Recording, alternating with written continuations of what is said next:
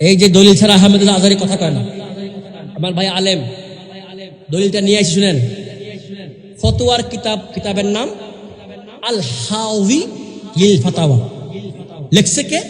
আল্লামা Jalaluddin Suyuti রাহমাতুল্লাহ আলাইহি। নাম শুনছেন? উনার বাড়িও মিশর। মিশর এমন একটা দেশ আলেমদের পদধূলিতে বিমুখরিত। মারহাবা, কত বড় আলেম! হুয়া রাআন নাবিয়্যা সাল্লাল্লাহু আলাইহি ওয়াসাল্লাম ৭৫ মারা, যিনি আমার নবীকে ৭৫ বার দেখছে। সুবহানাল্লাহ। তিনি ২৭ কদমে মিশর থেকে মদিনা। কয় কদম আপনি পারবেন?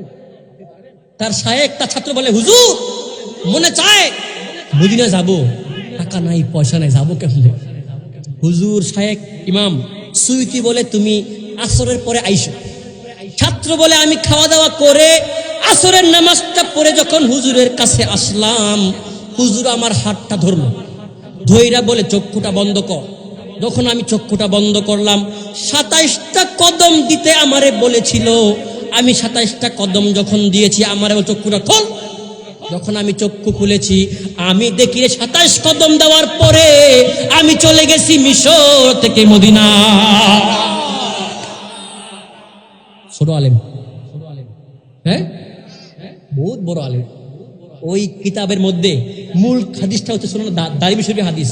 হাদিসটা কি শুনে? এই যে জবরদের নাই বন্ধু, আছে জবরদের, খেয়াল করেন। ৩০ পারার হাফেজ হইলে কোরআন পড়তে পারবে, মাগার ১ পৃষ্ঠাও আরবি পড়তে পারবে, কারণ জবরদের নাই। এটা পড়তে হলে লাগবে বহুত জ্ঞান লাগবে, আরবিতে পণ্ডিত হওয়া লাগবে, ঠিক কিনা বন্ধু? দেখেন, আমার বন্ধু ভুল ধরবে যদি ভুল হয়। হাদিসটা কি? লাম্মা কানা আইয়ামুল হাররা লাম ইউজান ফি মসজিদিন নবী সাল্লাল্লাহু আলাইহি ওয়াসাল্লাম সালাসান ওয়ালাম ইয়াকুম ওয়ালাম ইয়াবরা সাঈদ বিন মুসাইব আল মসজিদ। সংক্ষেপ, সাঈদ বিন মুসাইব বলে, যখন আইয়ামুল হাররা বলা হয়, ইয়াজিদ বাহিনী যখন ইরাকে আক্রমণ করেছে, ইমাম হোসাইনের মাথা মোবারকটা আলাদা করে ইয়াজিদ বাহিনী মদিনা আক্রমণ করতে ১০,০০০ সাহাবীকে হত্যা করেছে, শত শত মা বোনদের ইজ্জত নষ্ট করেছে। কে? ইয়াজিদ। অনেকে বলে ইয়াজিদ রাহমাতুল্লাহ আলাইহি, ইয়াজিদ তো জিনাখোর, মদখোর, গাঁজাখোর, ফাসিক, ঠিক কিনা বলে? এখন ইয়াজিদ বাহিনী মদিনা আক্রমণ করেছে, মসজিদ নববীর মধ্যে ইয়াজিদ বাহিনী ঘোড়া বাঁধছে, গাদা বাঁধছে, মসজিদ নববীটা প্রস্রাব পায়খানায় ভরে গেছে।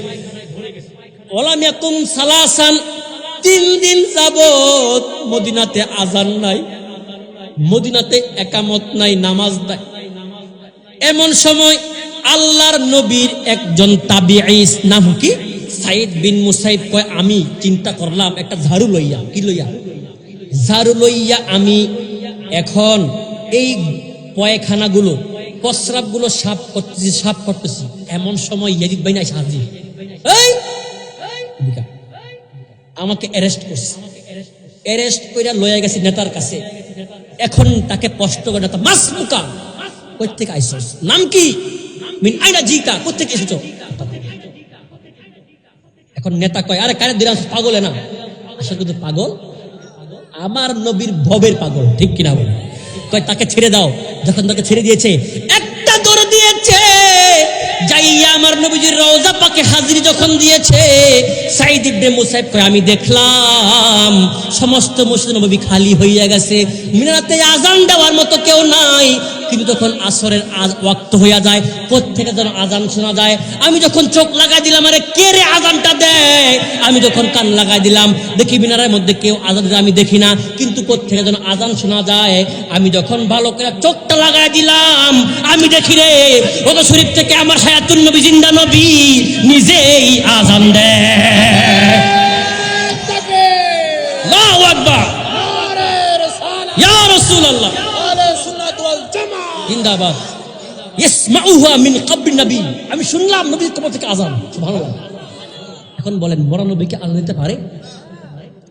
এই হাদিসের পরে উনি নিজে ফতোয়া দেয়, সুয়ুতী, ফাহাযিল আখবারি দাল্লাত আলা হায়াতুন নবী, এই হাদিস দ্বারা প্রমাণ হয়ে গেছে আমার নবী জিন্দা। ভেজাল আছে? হাবিবে খোদা তুমি নবী কমলিওয়ালা, তোমারি উসিলাতে জগত উজালা, তোমারি শফাত বিলে, তোমারি শফাত বিলে কন্নে হব পার। চলো নবীজির জান্নাতে মদিনাতে যাই, চলো নবীজির জান্নাতে মদিনাতে যাই। মাওলাজির গোলামের নবীজির গোলামের কোলো চিন্তা নাই, চলো নবীজির জান্নাতে মদিনাতে যাই।